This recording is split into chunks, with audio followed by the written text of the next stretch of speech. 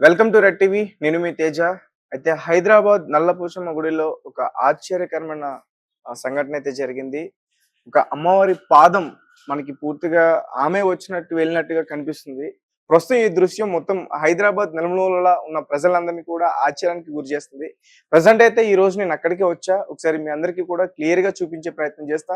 నేను ఆల్రెడీ చూసా, అది ఇంకా అలానే ఉంది. సో చాలా మంది కూడా ఆనందం వ్యక్తం చేస్తా ఉన్నారు. ఈ గుడికి సంబంధించి మాట్లాడడానికి మనతో పాటు ఇంకా ఉన్నారు. ఒకసారి ఈ గుడి యొక్క ముఖ్య విశేషాలు ఏంటో ఇవన్నీ కూడా మనం పూర్తిగా తెలుసుకునే ప్రయత్నం చేద్దాం రండి. సో ఇది గుడి యొక్క లోపల ప్రాంగణం. ఒకసారి మనకి దృశ్యాన్ని చూపిస్తా మీకు. సరే చూపి. ఎస్, అక్కడ ఏదైతే కనిపిస్తుందో అది అమ్మవారి పాదం. సో అది అసలు ఎలా వచ్చింది, దాన్ని మొదట ఎవరు చూశారు, సో మొత్తానికి దానికి పూజ కూడా చేశారు. సో పూర్తిగా మనం తెలుసుకునే ప్రయత్నం అయితే చేద్దాం. సో ప్రస్తుతం మనతో పాటు మాట్లాడడానికి గుడికి సంబంధించిన వ్యక్తులు అయితే ఉన్నారు. సరే వాళ్ళతో మాట్లాడదాం. నమస్తే స్వామి. నమస్తే. సో ఏంటి అసలు అది ఎలా వచ్చింది, ఎప్పుడు వచ్చింది, నైట్ వచ్చిందని చెప్తున్నారు, దాని విశేషాలు ఏంటి? అమ్మవారు చాలా పాత దేవాలయము. అమ్మవారు ఎప్పటి నుంచో ఇక్కడ ఉన్నది.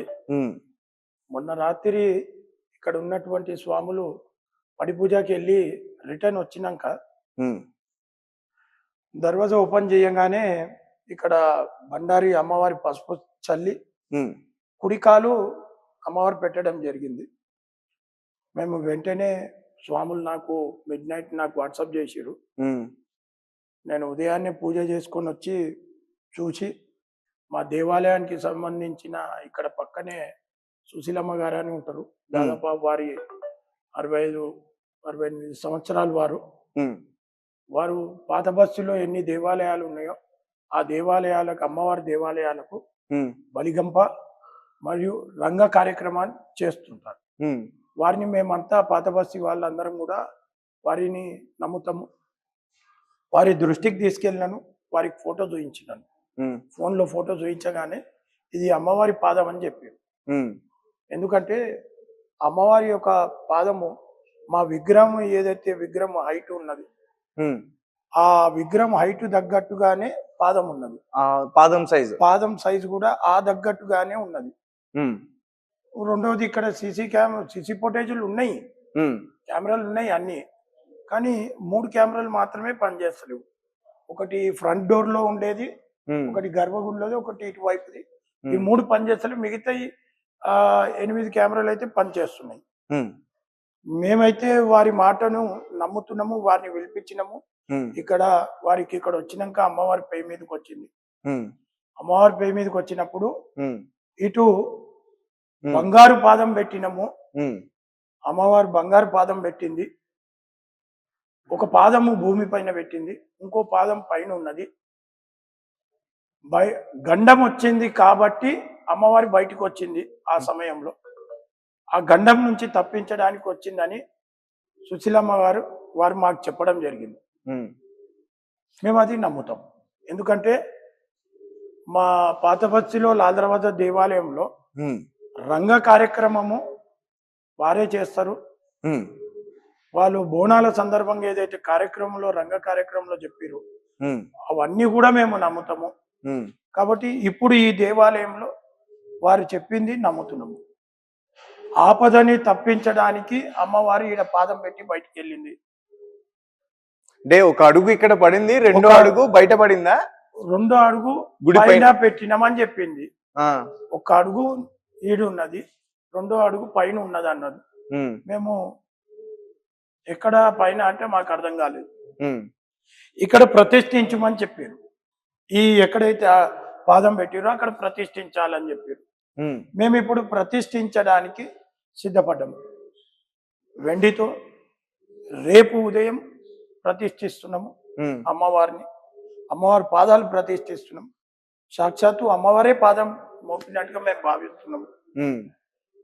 ప్రతిష్ఠించినాక అనంతరం ఈ బండారు వారు చెప్పినట్టుగా, సుశీలమ్మ వారు చెప్పినట్టుగా ఈ బండారిని ఇంకో కొంత బండారులో కలిపి అమ్మవారి సేవలో ఉన్న వారికి ఇది ప్రసాదంగా రేపు ఇవ్వబోతున్నాం.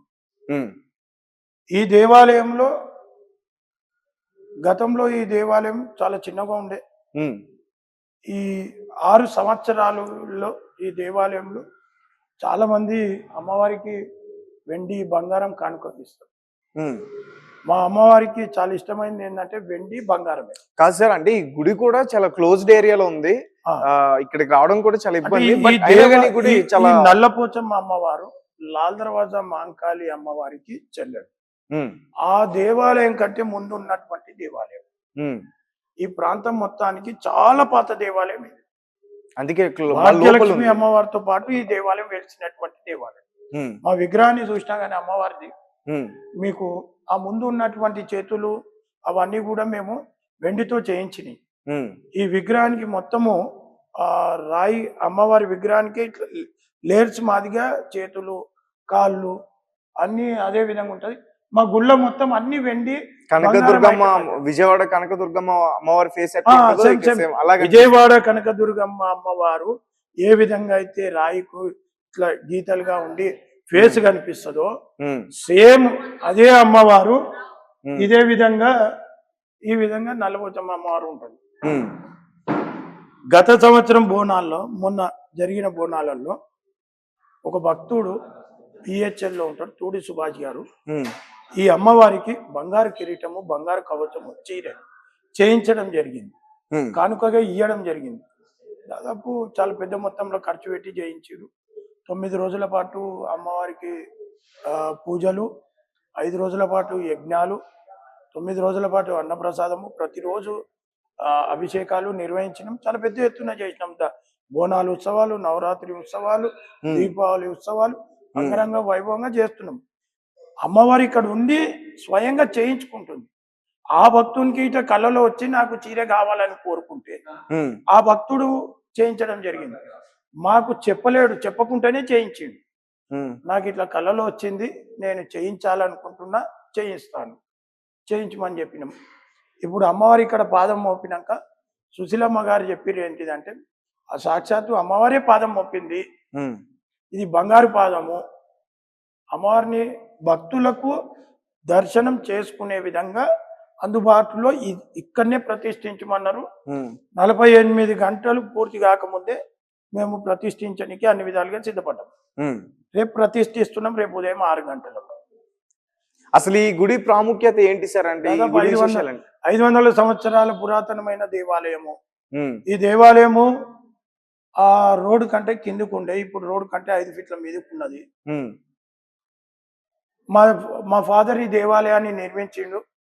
ఇప్పుడు నా చేతుల మీదుగా ఈ దేవాలయం పూర్తవుతుంది. ఓకే. మా ఫాదర్తో పాటుగా అప్పుడు కమిటీ మెంబర్లు ఎవరైతే పని చేసిరో భూమి పూజ నుంచి మొదలుకొని ఈడి వరకు ఉమ్, వాళ్ళు మా ఫాదర్తో పనిచేసారు, నాతో కలిసి పనిచేస్తారు. కలిసికట్టుగా ఈ దేవాలయాన్ని అభివృద్ధి చేస్తున్నాం. ఈ ప్రాంతాన్ని పూజలు పునస్కారాలతోని ఈ ప్రాంతాన్ని గిట్ట భక్తులను గిట్ట కాపాడుకుంటున్నాం. కోవిడ్లో కూడా ఈ ప్రాంతంలో ఎవరికి గిట్ట కోవిడ్ కాలేదు, ఎవరు క్వారంటైన్లోకి వెళ్ళలేదు. ఓకే. చాలా పవిత్రమైనటువంటి దేవాలయము. కోరుకున్న ప్రతి ఒక్కటి అవుతుంది. ప్రతి నెల మూలా నక్షత్రం రోజు అమ్మవారికి అభిషేకం అవుతుంది, ఉమ్, అన్నప్రసాదం కార్యక్రమం ఉంటుంది. మూలా నక్షత్రం అమ్మవారు పుట్టినటువంటి నక్షత్రం. ఉమ్. ఆ దినం ఆ కార్యక్రమాన్ని నిర్వహించడం జరుగుతుంది. Right sir. అయితే రేపే ప్రతిష్ట. రేపే ప్రతిష్ట జరుగుతుంది. ఉమ్, మహా అమ్మవారికి అభిషేకం జరుగుతుంది. చాలా అంగరంగ వైభవంగా చేస్తాము. భక్తులు ఎవరైనా రావచ్చు, దర్శనం చేసుకోవచ్చు, ఉమ్. మీ కోరికలు తీర్చుకోవచ్చు. అమ్మవారిని కోరుకోండి, మీ కొంగు బంగారం చేస్తుంది. Right sir, thank you so much. ధన్యవాదాలు. రైట్. సో గైస్, చూశారు కదా, ఇది అమ్మవారి యొక్క ప్రత్యేకత. అండ్ మనం చూసినట్లయితే నిజంగా ఇక్కడికి లోపలికి రాగానే చాలా పాజిటివ్ వైబ్స్ అయితే వచ్చాయి. మేము చాలా లాంగ్ నుంచి అయితే ఇక్కడికి రావడం జరిగింది ఈ రోజు. అండ్ ఒకసారి మళ్ళీ చూపించే ప్రయత్నం చేస్తాను. సో అది అమ్మవారు. టైం ఏమైనా ఐడియా ఉందా సార్? 11:32 11 నైట్. అంటే ఆ టైంలో మేము చూసిన సమయం. ఓకే.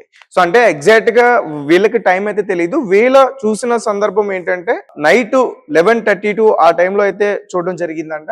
అండ్ ఇక్కడ ఈ ఆలయం గురించి తెలిసిన సుశీల అనే ఒక మహిళ, ఒక వ్యక్తి, సో ఆమె చెప్తుంది ఏంటంటే అమ్మవారు వస్తుంది, సో ఇక్కడ ఖచ్చితంగా ప్రతిష్ట జరగాలి కార్యక్రమం గిట్ట చేస్తుంది ఆమె.